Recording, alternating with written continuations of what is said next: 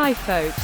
In this video I want to talk a bit about labeling people or groups of people as fascist. As everyone knows, this has been going on for quite a while.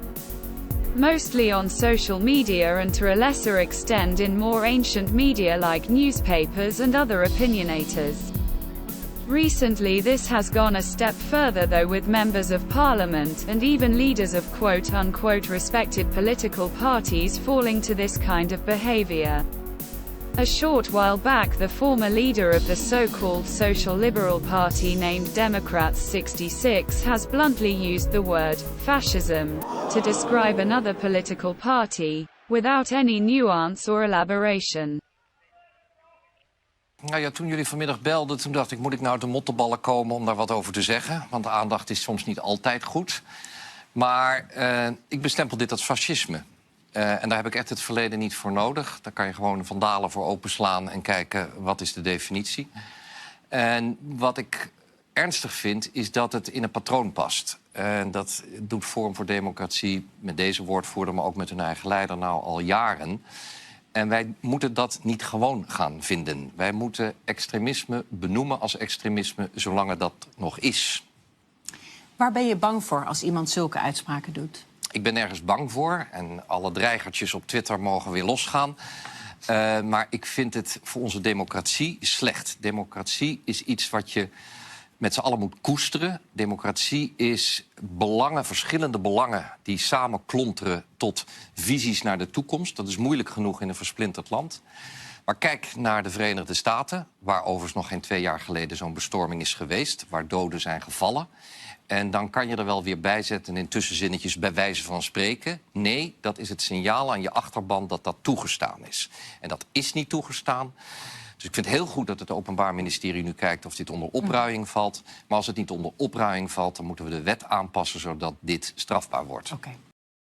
Shortly followed by another instance where an MP of the same Liberal Party used the same term in a parliamentary debate. De Sneller.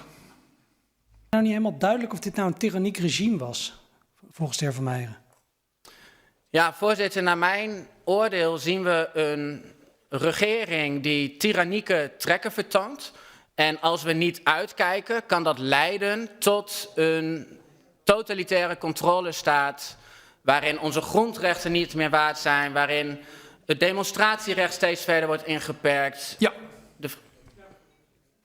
Tyrannieke trekken, maar geen tyranniek regime. Het is een beetje een lastige. Maar andere mensen zijn heel helder over Forum voor Democratie. Die zeggen het is een fascistische partij. Wat vindt de heer Van Meijeren daarvan? Is hij het daarmee eens? Daar ben ik het volstrekt mee oneens. En de term fascisme die wordt tegenwoordig opgeplakt aan alles en iedereen dat zeg maar tegen de overheid keert. Natuurlijk zijn wij niet fascistisch. Wat is fascisme? Je kunt kijken naar het stelsel onder Mussolini. Volgens mij is dat het klassieke fascisme. Nou, nee, wij zijn vanzelfsprekend geen fascisme. Wij keren ons juist tegen overheden en machten die fascistische technieken gebruiken. Ja, de heer Van Meijeren zegt, ik hou zo van definities. Dan is het voor een partij die toch fascistische trekken heeft wel slecht dat hij zelf niet eens een definitie heeft. Maar de definitie die ik zou willen gebruiken is van Daniel Knecht, gepromoveerd op het Frans fascisme en ook schrijver van het boek Fascisme. Dus die zal er wel wat van weten. Hè? Die definitie luidt, het fascisme is een politieke ideologie waarvan de kern wordt gevormd door nationalisme, check, populisme, check, revolutionaire dynamiek, check, en de mythe van de nationale wedergeboorte. En ook het verlagen van die grenzen van geweld en het ermee flirten of het aanmoedigen daarvan. Herkent de heer Van Meijeren zich in die onderdelen van de definitie? Ja, voorzitter, we gaan nu naar het niveau van een debat van Hitler wilde snelwegen bouwen en de VVD wil ook snelwegen bouwen. Herkent u dat u voldoet aan dit criterium? Als we kijken naar fascistische staten onder bijvoorbeeld Mussolini, dan zien we dat daar geweld gebruikt wordt als gelegitimeerd middel om ideeën uit te voeren. Wij zijn per definitie voor het gebruik maken van democratische middelen. Wij roepen altijd op voor vreedzaam, geweldloos en liefdevol verzet. En voordat de heer Snelle mij hier allerlei rare beschuldigingen impliciet in de schoenen schuift, dan zou ik heel graag van hem willen horen wanneer wij gepleit zouden hebben voor het gebruik van geweld. Of dat zouden willen rechtvaardigen. Dat is volstrekt ridicuul. In antwoord op de terechte interruptie van collega Helder, zojuist. Als er hier een tyranniek regime zit, en dan haalt hij nog allerlei filosofen uit het verleden die dat ook zouden hebben gedaan en zouden hebben verdedigd, dan zegt hij dat het verantwoord is. En hij zegt dat het niet goed is dat er een taboe is op geweld. En hij zegt hier zelf, er zijn tyrannieke trekken. Wat is dat dan? Dat is toch het verlagen van geweld, drempels en het aanmoedigen ervan als dat inderdaad op die manier komt. Ik wil graag definities horen, ik geef hem een definitie. Hij gaat naar de historische vergelijking, ik niet. Ik kom met de definitie. En de heer Van Meijeren loopt ervan weg. Gewoon antwoord geven op de vraag over die definitie. Niks over Mussolini. Komt helemaal niet voor in die definitie. Nee, ja, goed, we kunnen definities van allerlei mensen aan gaan halen. Het fascisme, dat is een ideologie die door Mussolini is opgetuigd. Laten we daarover eens zijn.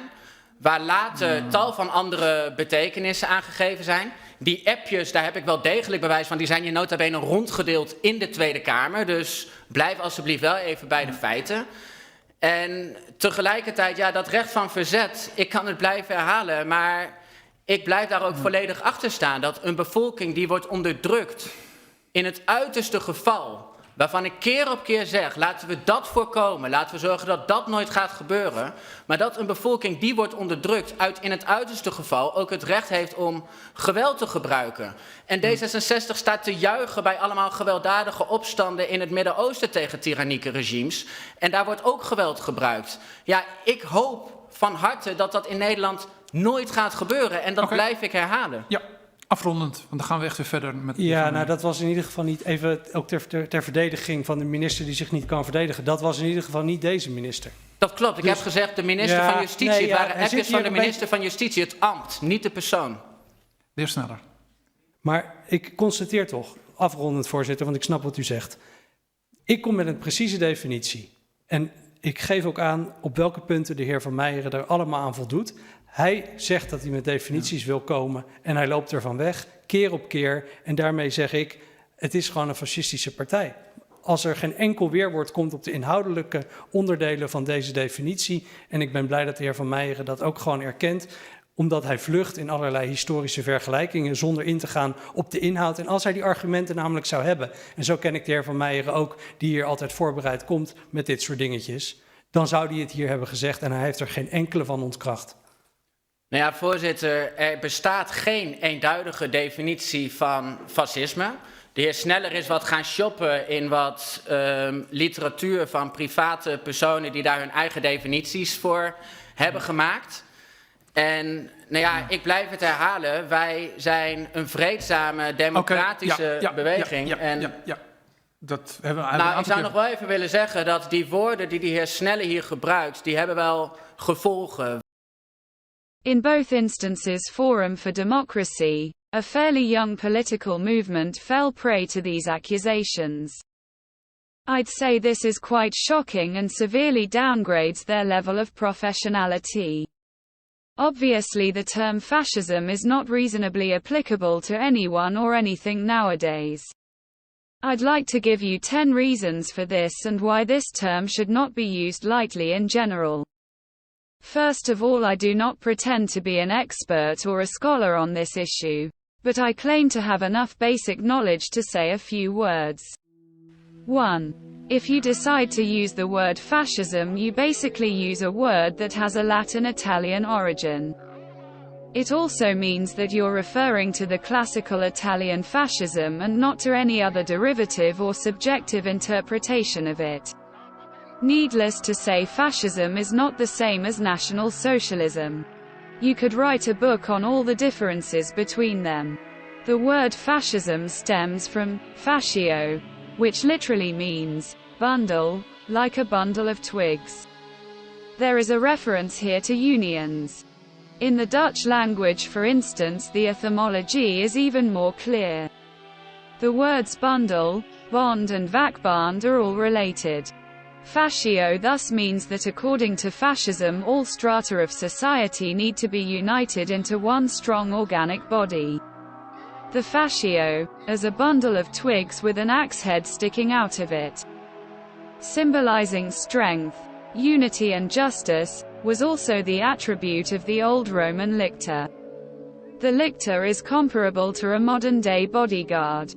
All the hierarchical positions in the old Roman Empire had a certain number of lictors appointed to it, obviously increasing with the position in the hierarchy. The lictors were allowed to use violence. The modern-day American House of Representatives has two large fasces on both sides of the American flag. If it comes to Forum for Democracy, I've never heard members ever mention the intention to unite all of society into a strong unbreakable corpus. They rather seek to create a parallel society. Since there is no way to change the current paradigm through politics. 2. On the issue of violence, FVD has always condemned it. They do have an assertive way of debating though, and pose some seriously confronting ideas from time to time.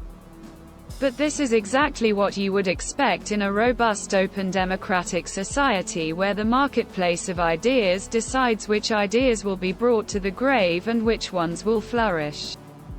On the contrary, in fascism violence is part of the doctrine.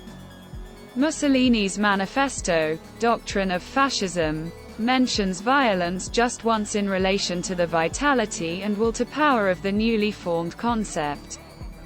But history has shown that violence is the result of fascism both militarily and in intimidating political opponents. As a side note, people should really read Mussolini's manifesto if interested in this topic, as literature on fascism throughout history is often dumbed down to just a few aspects. This short writing sheds some light on the lesser-known parts. And with that said, I immediately have to say that I explicitly won't advocate for fascism in this video. Right at the start of the manifesto, Mussolini states that fascism should only be viewed in the Italian historical context. Basically posthumously agreeing with me that people shouldn't use the term and idea after it was buried in 1943 by King Victor Emmanuel III. Another point about violence is that Italy, like many other European countries in the interbellum, was plagued by rising communism. Violence is an inherent part of Marxist ideology, being the exponent of direct action. So to counter that, it is no surprise that an even violent attitude was necessary. Among the people that inspired Mussolini and co-founder Giovanni Gentili, there were actual Marxists like revolutionary syndicalist and former Marxist Georges Sorel, who wrote the book named Reflections on Violence. Not to say that Mussolini's participation in the First World War must have left him some scars, and he had a violent temperament to start with, judging from the stories about his childhood, with Mussolini often ending up in fistfights. It has to be said, though, that FVD mentioned violence on a few occasions as a last resort in the extreme case that the government will become tyrannical. A bit like the context of the American Second Amendment, but regrets if it comes to that. Other than that, FVD operates within the system of rule of law and won't encourage people to neglect it. 3. Speaking of the historical Italian context, fascism was, according to Mussolini, a continuation of the so-called Risorgimento, or Great Resurrection of Italy. It was meant as a reunification of all the scattered centers of power within the country. Now, there is a great deal of history here to dive into, but I will leave that aside now. Trying to make a comparison with FVD concerning this aspect fails also. There are certain nationalist groups in the Netherlands and Belgium that like to see Flanders reunited with the Netherlands. But I don't believe FVD is one of them. At least it's not an official position. FVD was even opposed to the recent plans of the government to unite small towns into larger ones to supposedly make them more manageable. 4. Another discongruency is how the fascists organized their economy. They used a modern version of the medieval guild system, also called corporatism. The word corporatism stems from the Latin word corpus, which means body. A body in the sense that it consists of various parts that work together to act as an effective organic unity. The principle of hierarchy was applied to it, putting the state at the top, followed by state-run unions and the privately owned companies at the bottom. The state being dominant is the key aspect of fascism. The free unions that existed before corporatism was implemented were dissolved because they were seen as the weapons of class struggle, for which is no place if you want to unify all of society and thus, all classes. The businesses themselves were somewhat allowed to act in a capitalist environment, being privately owned and allowed to have some competition with other companies. Marxists will say this is the proof that fascism facilitates capitalism, but I would say this heavily restricted form of capitalism and the planned economy-like behavior of the state make this system neither typical Marxist nor typical capitalist, but a third position which it is often interpreted as. Oswald Mosley phrased it accurately as a form of capitalism that serves society instead of using society for its own benefit.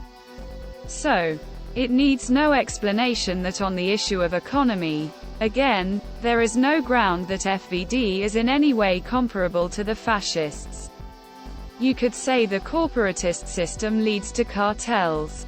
FVD leader Thierry Baudet literally said on one of them talk shows that he rejects this whole cartel idea of the fascists and even uses the term to describe the present Dutch government with its aligning institutions and coalition parties, working together to serve a shared purpose. Fighting the party cartel is said to be one of the main goals of FVD. 5. Another economic aspect of the fascist system is the urge to become autarkic. This means becoming economically independent. For the Netherlands in present time, this would mean certain death, since it heavily depends on foreign trade. Becoming fully autarkic is hard to achieve and will have to involve conquering parts of land that belong to other countries, implying inevitable war. Clearly what happened to the Nazis when they had their eye on the Ukrainian fertile lands and the Balkan oil. You could argue that the principle of becoming autarkic, being self-sufficient, is in line with the anti-globalist stance. And Western globalist governments are ironically slowly waking up and realizing that Europe has moved a great deal of its industries to other parts of the world. To countries that might change their attitude towards the West on the great geopolitical chessboard in the future, leaving Europe weaker and more dependent. As far as I know, FVD has no huge plans to reorganize the economy but sticks with the typical somewhat restricted capitalist system that most Western countries have now. They oppose the very large companies or corporations that become powerful enough to have influence on governments, which can be seen as a leftist position. So yeah, completely ridiculous. Let's go to the next point. 6. Democracy. A well-known aspect of fascism is the leader principle and the conception of the state. It is opposed to parliamentary democracy. The manifesto has the following to say about this. Quote, "Fascism is opposed to that form of democracy which equates a nation to the majority, lowering it to the level of the largest number. But it is the purest form of democracy if the nation be considered as it should be from the point of view of quality rather than quantity, as an idea, the mightiest because the most ethical, the most coherent, the truest, expressing itself in a people as the conscience and will of the few, if not, indeed, of one, and ending to express itself in the conscience and the will of the mass, of the whole group ethnically molded by natural and historical conditions into a nation, advancing, as one conscience and one will, along the self-same line of development and spiritual formation." Unquote. So, this means that instead of the quantitative form of democracy that decides on matters just by numbers or votes, and thus not adhering to the idea of unity, Fascism chooses to implement a qualitative system of hierarchy with one, mightiest, on top that expresses itself into the few, the state, that in its turn expresses itself in the conscience and will of the masses, to create a nation. So there is a sort of organic populist interaction between the leader, state and nation which, according to Mussolini, makes it the purest form of democracy. The manifest is filled with this kind of spiritual concepts and is in that case uncomparable to the liberal parliamentary democracies that are based on pure empty rationalism. Forum for Democracy has, as far as I know, never expressed any radical ideas when it comes to the social contract. They aim to work within the existing system of rule of law and make proposals to enhance democracy. There is a tendency though to make it more populist, or direct, by implementing the option of referenda. Ironically, the forementioned liberals that made the fascist accusations in the media and parliament were the ones that voted against referenda. There are good reasons for them to do this. But I will leave that topic for now. 7. Totalitarianism. This word was first used by fascist co-founder Giovanni Gentili and means that all of society and all aspects of it are controlled by the state. In order for fascism to work properly, everybody needs to be on board. Leaving society open for other power structures and subversive opinions will be counterproductive. This political system was new in comparison to the older pre-liberal monarchic systems. In praxis it meant that political opposition, newspapers, free trade unions etc. were removed from society. I can be short on this point. FVD claims to be a liberal conservative party and appears to have a strong libertarian wing. Totalitarianism is not in their book. They, on the contrary, fight for a more pluralistic democracy with room for unorthodox thinking and unbiased media. You could even say that the current government with all its aligning institutions is becoming more totalitarian by the day with all the censorship that has been going on. The threat of banning dissident political parties and media. The powers that be seem to be very unwilling in allowing other opinions and try to find reasons to slander them, often using emotional blackmailing on the masses. It is interesting to see how our so-called liberal democracy deals with dissident voices and at the same time tries to cling to its democratic ideals. 8. The educational state. Julius Evola used this word in his critique on Italian fascism. He thought that fascism's moralistic and educational characteristics could turn man into the massman that communism tends to produce. It is a part of the totalitarian strategy. The manifesto often refers to ethics and morals. Here are a few quotes.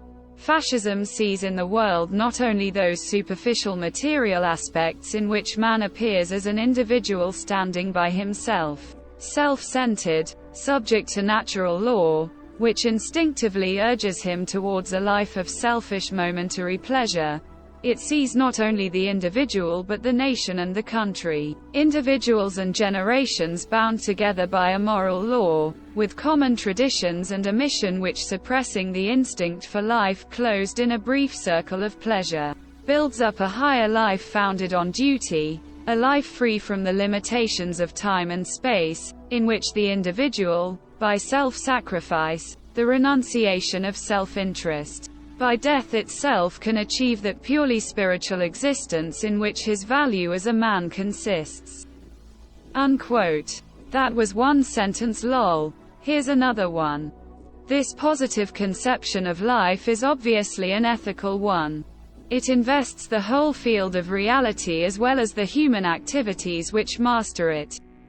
No action is exempt from moral judgment. No activity can be despoiled of the value which a moral purpose confers on all things. Therefore life, as conceived of by the fascist, is serious, austere, and religious. All its manifestations are poised in a world sustained by moral forces and subject to spiritual responsibilities. The fascist disdains an easy life, unquote. And here, quote, insofar as it is embodied in a state, this higher personality becomes a nation. It is not the nation which generates the state. That is an antiquated naturalistic concept which afforded a basis for 19th-century publicity in favor of national governments. Rather is it the state which creates the nation, conferring volition and therefore real life on a people made aware of their moral unity. The fascist state, as a higher and more powerful expression of personality, is a force, but a spiritual one. It sums up all the manifestations of the moral and intellectual life of man. Unquote. These quotes perhaps show a side of fascism that is not very well known. Though FVD likes to have philosophical discussions on broader topics than what usually occupies modern-day blunt rational politics, these kind of reflections were not among what I've heard from FVD so far.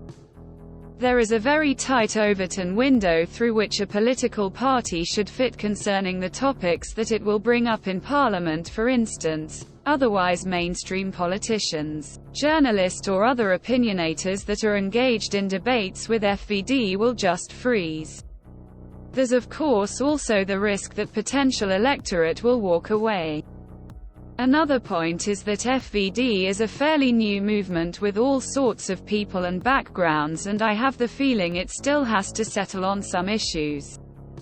There's also a lot of room for different opinions within the movement that are sometimes even publicly debated amongst themselves. This is something you won't see happening in other mainstream parties that have strict discipline and unity on positions and party program.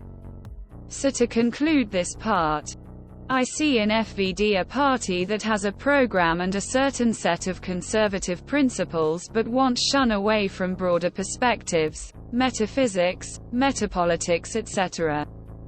I'm not sure how the fascist doctrine came to be. The manifesto was written only in 1932, 10 years after Mussolini was put in power by the king. During the course of time, intellectuals like Julius Evola contributed to the doctrine. But my guess is that only a few people in the movement had deciding power on those matters. So, again, two very different political movements. 9. Militarism is an important part of fascism. When Mussolini gathered his followers right after the First World War, many of these men had fought in the war as well as Mussolini himself. What struck Mussolini was that the majority of the socialist parties in the European countries that later got involved in the war all supported their governments in their decision to go to war. The only exception was the somewhat pacifist Italian Socialist Party, of which Mussolini was a well-respected member. Mussolini was exasperated by this. The fierce discussion that followed led to the expulsion of Mussolini from the party, much to the regret of no one less than Bolshevik leader Vladimir Lenin, who saw in Mussolini the type of person suitable for leading the Italian Socialist Party. Instead, after the war, Mussolini set up his own movement with the war veterans and other political figures, mostly syndicalists. A paramilitary group was formed named the Squadrissimo, or Black Shirts, initially to protect members of the fascist party against political opponents or to actively engage in fights with communists and socialists. After Mussolini was put in power by the king, the street violence and intimidations came to an end.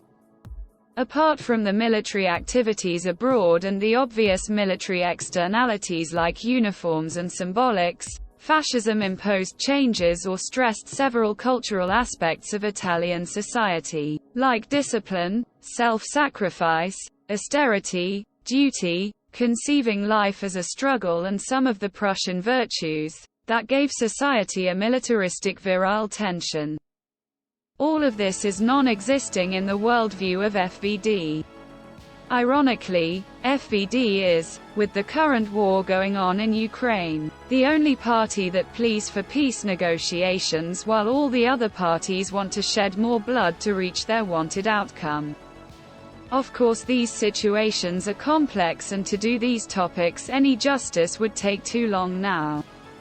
FVD is without any doubt a nationalist party, so their main concern is the Dutch people. They are a fierce opponent of Western intervention in foreign affairs and are anti-globalist in general. A key member of the party was even a member of the Pacifist Socialist Party (PSP) in his younger years. It's clear that the current dissident right has adopted some of the old leftist positions on globalist topics. Not to mention large parts of the working class that have lost faith in the contemporary bourgeois left. 10. Palingenesis. On the internet there are these checklists that are applied to people or movements that are to be labeled as fascist. On some of them is the checkbox named palingenesis, or the need to create a new type of man. Some people apparently think this is applicable to FVD. Besides the fact that this aspect was mentioned and rejected by frontman Baudet publicly, I cannot think of how palingenesis would be applicable. Fascism is often named and sees itself as a progressive or even experimental movement. And indeed it was in many ways. This type of extreme syncretism and the use of totalitarian methods was never seen before. The newly created art form Futurism had some influence on fascism since it glorified war, speed, energy, courage, revolt, struggle and aggression. Mussolini declared that he was indeed interested in this new art movement. Reading through the short list of points that make up the manifesto of Futurism, you could say that it is palingenetic on its own, suggesting a way to change man so that it can keep up with the rapidly evolving technological advancements of modernity, as would seem from the following quote. Poetry must be a violent assault on the forces of the unknown, to force them to bow before man. Unquote. Key figures within the futurist movement that were also active within the fascist party later departed when the Roman period became more and more romanticized by the fascists and thus contradicting the futurist principles. The manifesto even mentioned destroying museums and libraries, so it was totally opposed to history. Julius Evola's venturing into the Dadaist movement is often mentioned in this context too, since Evola has also been an influence on fascism. But he had no deeper intentions with that other than to shock bourgeois people, as he declares in a rare recorded interview. Evola agreed with the futurist on the aspect of war and how it was needed to change Italy. But in general Evola didn't feel attracted to this movement, mostly because of the latent Americanism and nationalist chauvinism, as he describes in his autobiography, The Path of Cinnabar. FVD on the other hand rather longs to a more traditional way of life. So it rather wants an older version of man back. It strongly condemns certain progressive or modern elements of society, like for instance the dreaded woke propaganda, windmills destroying the landscape, the cancelling of Dutch traditions that have alleged racist elements in them, horrible modern architecture, oikophobia, which means an aversion to all that characterizes the in-group. Baudet himself seems to be a fan of the Romantic period, artistically. He also often cites philosophers from that era. Baudet publicly rejected the futurist architecture. Of course, FVD is a very diverse group of people with all sorts of opinions and preferences. During the COVID period, a lot of people with a more libertarian predilection joined the movement.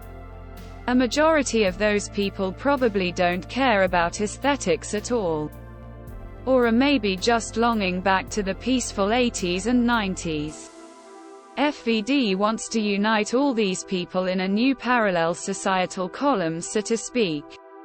But I'm not sure if that can be called palingenesis too.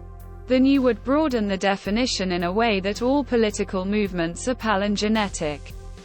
So, these are my 10 reasons FVD is not a fascist party.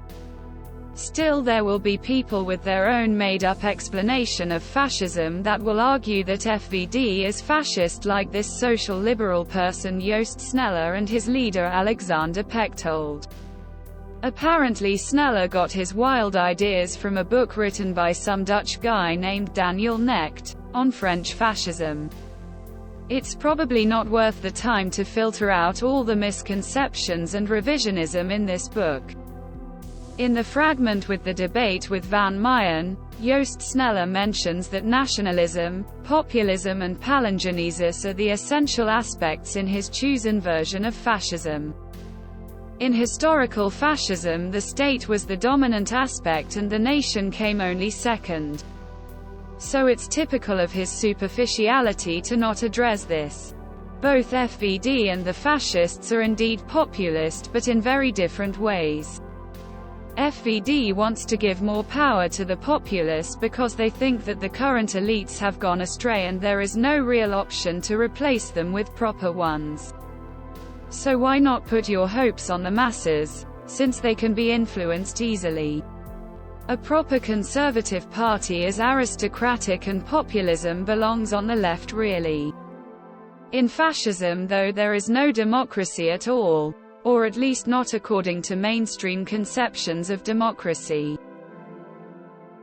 You might have noticed that I've left out the topic of racism. If it comes to Italian fascism, this is quite complex. There was not as much of a taboo on racism and anti-Semitism as there is today. Mussolini has said that in fascism there is no room for the delirium of race. His contempt for National Socialism, that is pretty much based on racism, is also clear. On other occasions Mussolini is said to have made claims that can be considered racist. There was no official position on race in the fascist ideology, in the early days. The fascist party even had many Jews on high positions in the party and 1 out of 6 Italian adult Jews was a member. Mussolini also had a Jewish mistress. Due to historical reasons, Italy had to make concessions to the Nazis in the second half of the 1930s. The fascists adopted Julius Evola's ideas of race that were more nuanced than the blunt biological racism of the National Socialists. Evola added 2 extra, spiritual, types of race to the already existing biological one. As you would expect, as an enemy of the political and social establishments, FVD will be under a magnifying glass if it comes to racist expressions. Journalists have infiltrated private WhatsApp groups and found 1 or 2 racist jokes. On other occasions some accusations of racism were based on hearsay and then inflated in the media. Or a deliberately wrong interpretation of words were suggested. Racism is of all times and can be found anywhere, on all places of the political spectrum, so FVD is no exception to this. FVD was open about its metapolitical strategy called opfef, what would translate to creating fuss. It was meant to shock people with actions, expressions or ideas that would, or would almost cross the border of what is socially acceptable. It aimed at widening the aforementioned Overton window to remove any taboos on sensible topics. Basically FVD is doing the dirty work and catching all the flack for it. But when directly asked, FVD will condemn racism. So my final conclusion is that Forum for Democracy is not a fascist party. I am not affiliated with FVD and oppose many of its positions. But I do not like this climate of making historical comparisons that are poorly backed by arguments. I'm also not a shill for fascism, but I will fight any wrong or revisionistic ideas about it. Thanks for watching.